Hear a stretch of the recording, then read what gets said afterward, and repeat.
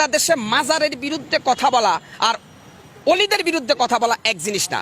মাজার পূজারী যারা আছে তারা এটাকে বিকৃত করে আমরা অলিদের বিরুদ্ধে বলছি, এ ধরনের একটা প্রপাগান্ডা কিন্তু চালিয়ে দিচ্ছে। এটা হচ্ছে তাদের নেক্সট শুরুতের ধোঁকাবাজি। আমরা আমাদের সম্পর্ক হবে মসজিদের সাথে, মাজারের সাথে না। স্পষ্ট কোরআনে কারিমে আল্লাহ পাক ইরশাদ করেছেন কবরের উপরে বিল্ডিং বানানো যাবে না। আমি কি আল্লাহটা শুনবো নাকি এদেশের তথাকথিত নাস্তিক বুদ্ধিজীবীদের কথা শুনবো? আল্লাহ বলছে তুমি সত্যের বাণী যদি উচ্চারণ করতে পারো হিম্মত নিয়ে, তাহলে যদি গোটা পৃথিবী তোমার বিপক্ষে চলে যায় তুমি সত্য থেকে এক চুলও সরবে না। আজকে আমি হকার সাইফুল বলল, যদি আমি রাষ্ট্রের কোনো দায়িত্বে আসতে পারতাম, আমি একদিন বেঁচে থাকতাম বাংলাদেশের প্রত্যেকটা মাজারকে ভেঙে মাটির সাথে গুড়িয়ে দিতাম। এতে করে আমার জীবনে কি হবে আমি সেটা দেখব না। এই মাজার ভাঙ্গার সাথে আল্লাহর সন্তুষ্টি জড়িত। আপনারা মনে করেন মাজারে যিনি শুয়ে আছে উনি হয়তো আল্লাহর জান্নাতে চলে গেছে। হযরত শাহজালাল শাহপরানরা আমাদেরকে ইসলামের দ্বীনি শিক্ষা দিয়েছে। আমার তো মনে হয় যদি শাহজালালকে আল্লাহ আরেকবার ফিরে দিত, শাহজালাল সিলেটের খাদেমকে আগে জবাই করতো যে বেটা বদমাইশ, আমি এসেছি এই জমিনের মধ্যে ইসলামকে কায়েম করার জন্য, আর তুই আমার পূজা করে আল্লাহর সাথে নাফরমানি করতেছিস। না, এটা শাহজালালের শিক্ষা হতে পারে না, এটা শাহপরানের শিক্ষা হতে পারে না। এটা হচ্ছে ধান্দাবাজ ব্যবসায়ী যারা আছে মাজার পূজারী, ওদের ধান্দা ওইটা। কি হয়েছে আজকে আপনারা আইসা মানববন্ধন করতেছেন কেন? মাজার ভাঙতেছি। আরে মাজার ভাঙতেছি আল্লাহকে খুশি করার জন্য। আর আপনারা মাজারে গাঁজা টানেন কেন? আপনারা মাজারে সেলফি তুলে মেয়ে ছেলে একসাথে এভাবে অবৈধ কাজ করতেছেন কেন? গান বাজনা ঢোল বাদ্য বাউল শিল্পী যারা আছেন, কোরআনের কোন রেফারেন্স আছে? আসেন, আমি হকার সাইফুল চ্যালেঞ্জ করি, কোথায় বসবেন কোরআন থেকে প্রমাণ করে দিব গান বাজনা বাদ্য ঢোল হারাম, মাজার হারাম। আরে ভাই, বিশ্বনবীর কাছে যেখানে ছাওয়া নিষেধ সেখানে আমরা দেখছি অনেকে মাজারা যায় সেজদা দিচ্ছে। ওই চট্টগ্রামে এক ভণ্ড আছে মাইজ ভান্ডারের ওখানে, দেখি মহিলারা তারা সেজদা দিচ্ছে। আপনি এভাবে গোটা ইসলামটাকে ধ্বংস করে দিবেন আর আমরা ইসলামের পক্ষে কথা বলতে পারবো না। আপনি শয়তানের অনুসারী হয়ে হুঙ্কার ছাড়বেন আর আমি রাসূলের সৈনিক হয়ে আপনার হুঙ্কারের প্রতিবাদ করতে পারবো না। মুসলমান কি এত দুর্বল? তবে আমি মনে করব হয়তো অনেক জায়গায় বেশি একটু ওভারটেকিং হচ্ছে। আগে আমাদের ইসলামকে ক্ষমতায় আনতে হবে, তারপরে মাজার না শুধু কোন ভণ্ড অলির দরবারও এই দেশে থাকবে না। দেওয়ানবাগী মতিঝিলের বিশ্ববিখ্যাত শয়তান ছিল, নির্বাজাল শয়তান দেওয়ানবাগী। সেই দেওয়ানবাগীর মাজার ভাঙ্গার কারণে একদল এসে মানববন্ধন করে, লজ্জা প্রত্যেকটা মুসলমানের জন্য। এইভাবে বিভিন্ন দরবার শরীফে আমরা দেখি যে এখানে উরুসের নামে গান বাজনা হচ্ছে, যেটা ইসলাম পরিপন্থী, কোরআন পরিপন্থী।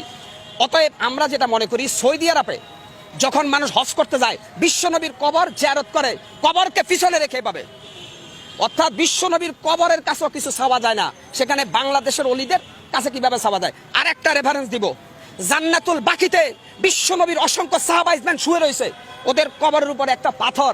বাংলাদেশে এরকম বিল্ডিং উড়াচ্ছেন, কারণটা কি? ওরা কি বিশ্বনবীর সাহাবীদের চাইতে দামি? বিশ্বনবীর এতগুলো সাহাবা জান্নাতুল বাকির মধ্যে শুয়ে রয়েছে, ওদের কবরের মধ্যে একটা পাথর। যদি ইচ্ছা করতো ওদের কবরকে সোনা রূপা দিয়া মুজাহিদ করে বানাইতে পারতো, কিন্তু আসলে আল্লাহ কোরআনে বলছে কবরের কোনো বুজুর্গি নাই, বুজুর্গি হচ্ছে আমলের। আল্লাহ পাক কোরআনে স্পষ্ট বলছে মহাসমুদ্রের ভিতরে সাঁতার না জানা ব্যক্তি যেমন অসহায়, ঠিক কবরে যে ব্যক্তি শুয়ে গেছে সে যত বড় আল্লাহর ওলি হোক সে তেমনই অসহায়। কেন? হাসরের ময়দান আল্লাহ কোরআনে স্পষ্ট বলছে আমাদের নবী মুহাম্মদ সাল্লাল্লাহু আলাইহি সাল্লাম ছাড়া প্রত্যেকটা নবী বলবে ইয়া নাফসি ইয়া নাফসি। তাহলে এই ভণ্ডদেরকে ওদের বাবা বা অলিরা কিভাবে জান্নাতে নেবে? এই বেটা গাঁজাখোর, বেটা বদমাইশ, কোরআন নাই, হাদিস নাই, ফরকালের চিন্তা নাই, আইসাই কয় আমরা মাজারের ভক্ত। অলি তোমরা মাজার ভক্ত, মাজার পূজারী, অলিদের ভক্ত না। তোমরা শাহজালাল শাহপরান আব্দুল কাদের জিলানের অনুসারী না, তোমরা শয়তানের অনুসারী। ৯৬% মুসলমানের দেশে প্রত্যেকটা মুসলমানের ইমানি দায়িত্ব মাজার পূজারীদেরকে শায়েস্তা করা। এত করে যদি আমরা মারা যাই আমরা শহীদ আর ওরা আবু জেহেল। আজকে অত্যন্ত কষ্ট লাগে ভাই, অত্যন্ত দুঃখ লাগে।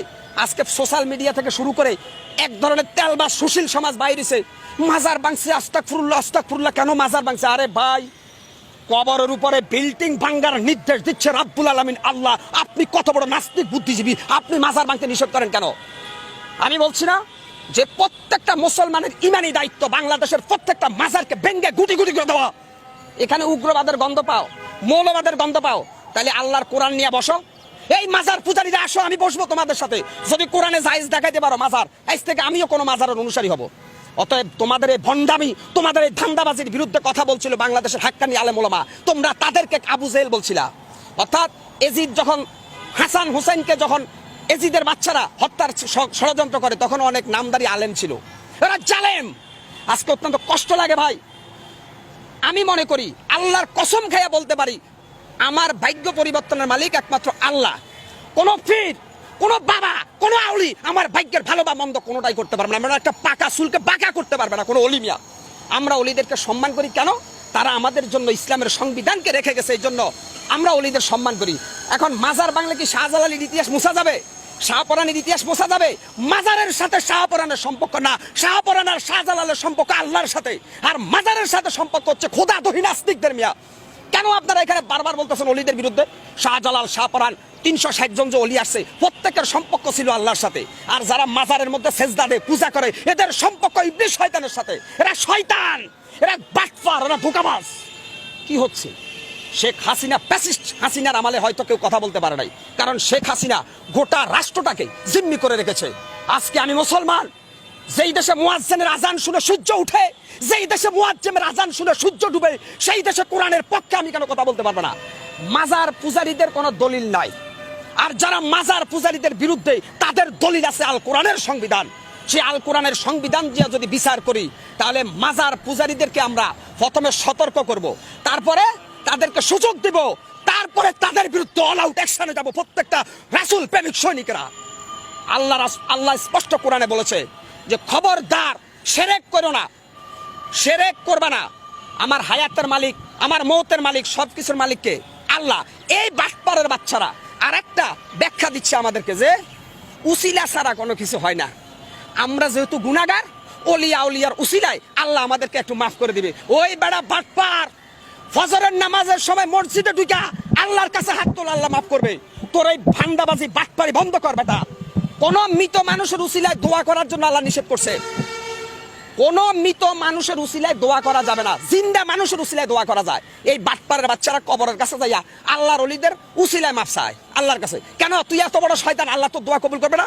অর্থাৎ আল্লাহ তাআলা বলছে দোয়া কবুলের প্রথম শর্ত হচ্ছে 5 ওয়াক্ত নামাজ। দোয়া কবুলের প্রথম শর্ত পবিত্রতা অর্জন করে আল্লাহর কাছে সেজদা দেওয়া, তাহলে আল্লাহ দোয়া কবুল করবে। কিন্তু এই গাঞ্জাখোর বাটপারের বাচ্চারা কয় দোয়া কবুলের জন্য নাকি শাহজালাল লাগবে। আরে বেটা, শাহজালাল কি ওখানে আছে না আল্লাহর জান্নাত আছে তুই জানোস? এই শাহজালালের কবরে আমি গেছি, একটা অভিজ্ঞতা বলে শেষ করি। আমি সিলেট গেছিলাম শাহজালালের কবর দেখার জন্য। সেখানে দিয়া দেখলাম আরবি হরফ লেখা একটা চাদর দিয়ে শাহজালালের কবরকে ডেকে দিছে।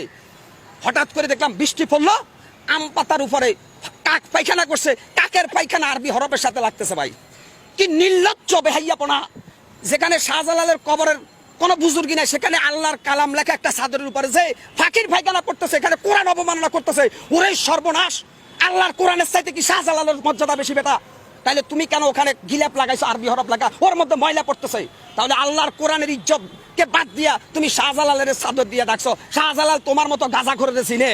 এই বেড়া বাটপার! শাহজালাল, শাহপরানরা ছিল আল্লাহর ওলি, গৌর গোবিন্দকে সাইজ করে তারা সিলেটের জমিনে ইসলামের পতাকা উড়াইছে। আর তোমরা ইসা শাহজালালের নাম বিক্রি করে ইসলামের সরাসরি বাস দিতেছ, কোরআনের বিরুদ্ধে অবস্থান নিতেছ।